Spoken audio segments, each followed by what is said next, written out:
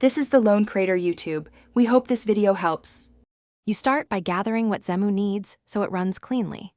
Place the Xemu executable in a folder with write access, then copy a legally obtained BIOS and MCPX flash into a firmware directory. This ensures proper hardware emulation. Once done, verify your game image integrity with checksums so you avoid crashes.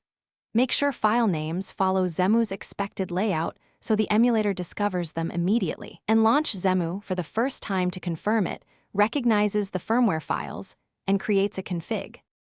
Next, configure core settings to match your system and goals. Point Xemu to the firmware path in Settings right arrow paths, then choose Backends.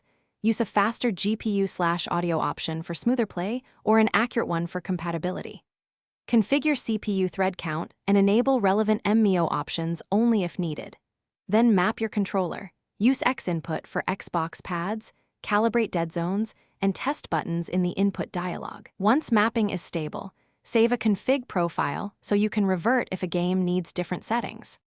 To play, open your XBE or ISO from File right arrow Open, or let Xemu scan a library folder for quicker access.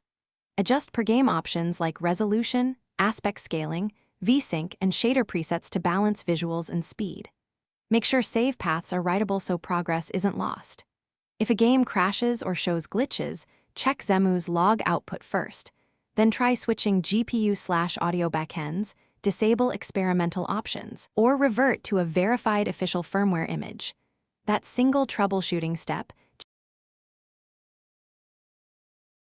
Thanks for watching. Consider subscribing if we helped you.